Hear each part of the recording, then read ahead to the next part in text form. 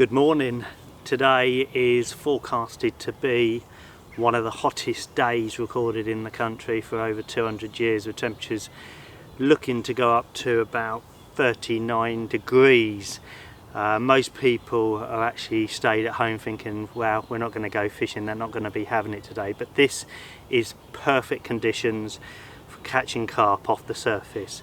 I've come to one of my favourite lakes. It's early morning, there's a few fish moving already. It's quite chilly at the moment, the sun's just coming up, so we're going to start feeding the birds off with some surface baits to get them full up so they don't pester us, and then we're going to get the zigs out and hopefully, I'm pretty sure we will, get a few carp to show you.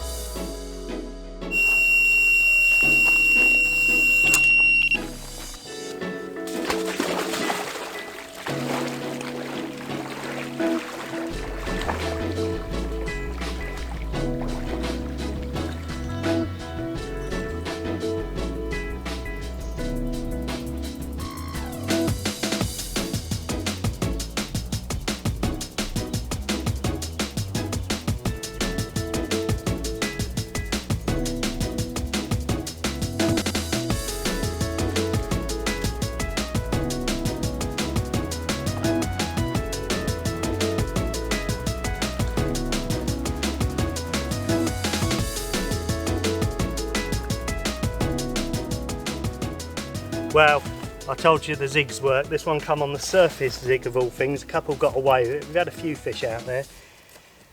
And amazingly, I really wanted to get that take and the fight on camera because that was completely what I would call epic. I don't use that word often, but that was seriously. And the prize is my biggest fish on a zig. This is what you call one hell of an immaculate common. 27.9 of complete and utter power. Don't mind getting wet for this one. Check my mobile's not in the actual water. No, your mobile's on your seat. There she is. What a fish. So my biggest, oh, she wants to go. She wants to go. My biggest carp out. Yeah, she's going. Well done, mate. Now for a few more. Oh, cold nuts. What I'm actually casting now is a small piece of foam. It's yellow and black. You get all colours, but I prefer yellow and black. And it's a Nash zigger, so it comes with a little liner that pushes onto the hook. The hook is a size 10 and it's got a beak point, inturned point, barbless hook. And those hook holds you get are absolutely brilliant. I struggle to get the hooks out even though they're barbless.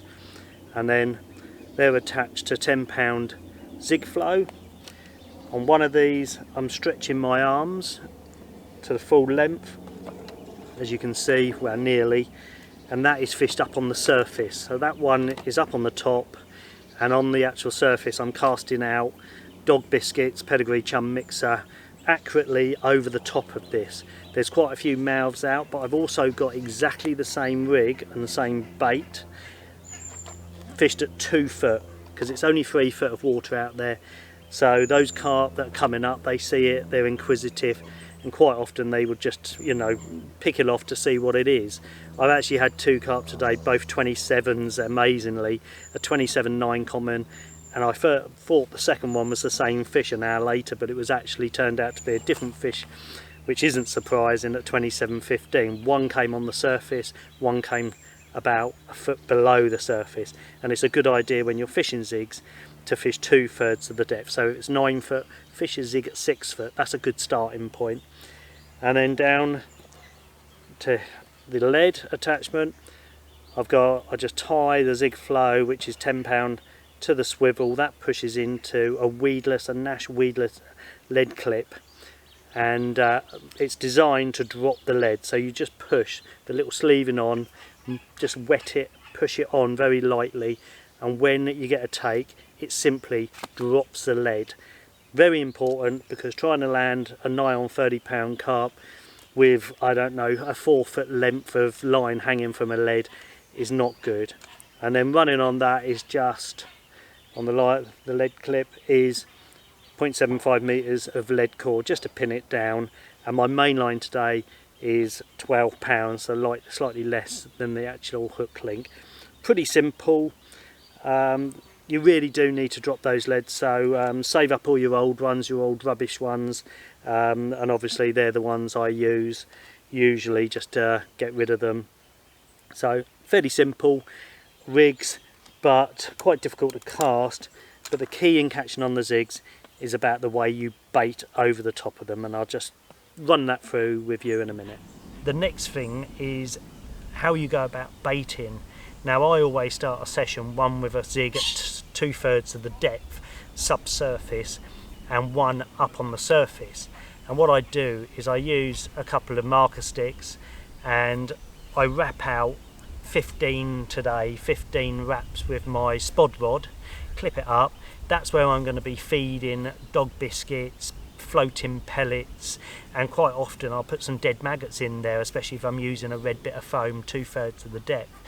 And that is going to be like dropping into a certain position, and I'm actually going to cast my rod with a subsurface right where I'm feeding, because you get lots of bits falling down like the dead maggot, sometimes a bit of slop, and that will concentrate some fish under the water there.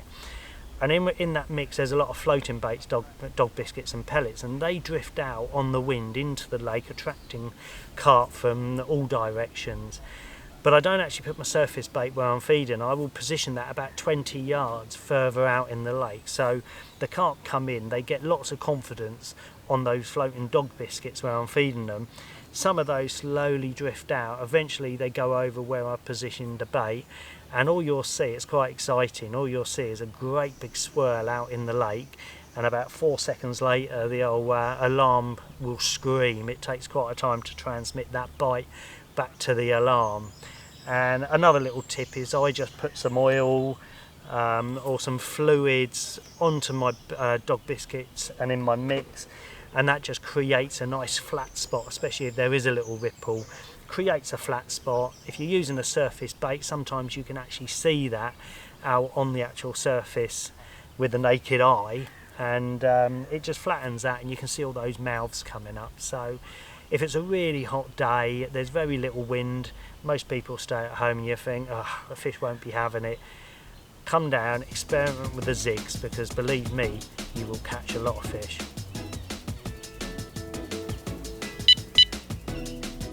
I don't actually know whether I can quite believe this, because this really does look like a fish I had literally less than an hour ago on a zig, but that to me Looks like the same fish. Looks like the same carp on a zig within an hour. But she fought so hard again, I just can't believe it is. It's going to be... I'll check the photographs, because that dorsal, Check the dorsal, it's got a bit will actually show us if it is. If you wake up and it's a bright blue day, blue sunny day, going to sort of mid-30s, and you think, I won't bother, get the zigs out, it's worth it.